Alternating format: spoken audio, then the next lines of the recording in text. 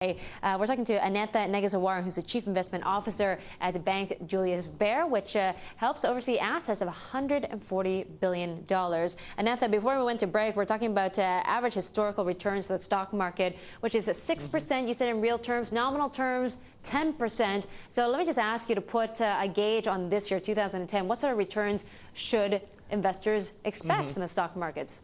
I think in 2010 in the S&P 500, since these numbers that we mentioned, 6.7% real terms and 10% nominal terms, pertain to the S&P 500, the US stock market, I think if we can get a mid-single-digit return in S&P 500 this year, then we should be very pleased. You should be very pleased. Okay, let me just ask you this. What about the Volatility Index? It's good that you pointed this out to me because the VIX, my goodness, has it shot up, has had 20% plus spikes in recent trading sessions. What does that say to you? How jittery are investors?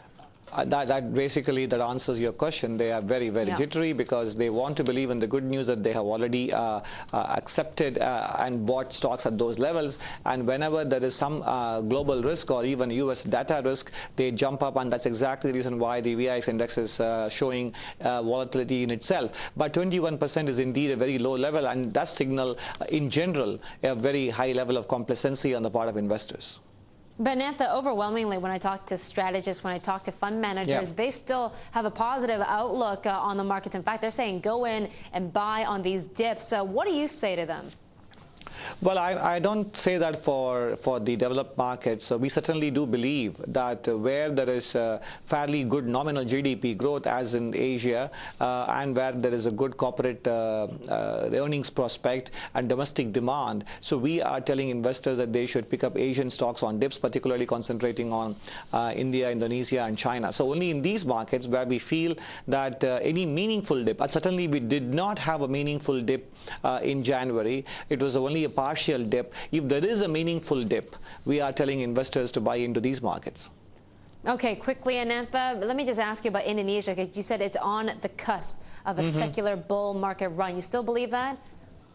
Yes, indeed. I think, of course, we have had some recent political setbacks, and these things are par for the course as far as developing economies are concerned. And this is precisely these kinds of developments that create the volatility and buying opportunity. So, yes, from a long-term potential perspective, we are quite positive on Indonesia, and any correction of a significant nature, something between 15 and 20%, should always be viewed as a buying opportunity in this market. Okay, and Anantha, before we go, one more question for you. Let me just ask you what you thought of the news of Japan overtaking China as the biggest holder of U.S. Treasuries. You see, China was, basically selling off 4% of its U.S. Treasuries last month, or in the month of December. Yeah. Oh, I certainly do believe that these are also geopolitical in nature, and certainly it's very clear that China has been fairly aggressive in signaling its intentions as to what it would do with the U.S. on a bilateral basis. It's no longer a junior partner. It sees itself as an equal partner, but certainly it does send a welcome call to the United States government that deficit spending has its side effects, because most of the advisors to the Obama administration are focusing on deficit spending without worrying about the consequences. So I think sometimes a credible deficit reduction program will bring down interest rates, and that in itself is a stimulus. So I think that's the message that the U.S. gets from China's reduced purchases. All right, Anantha-Nageswaran, thank you so much for joining us. He's the Chief Investment Officer at Bank Julius Baer.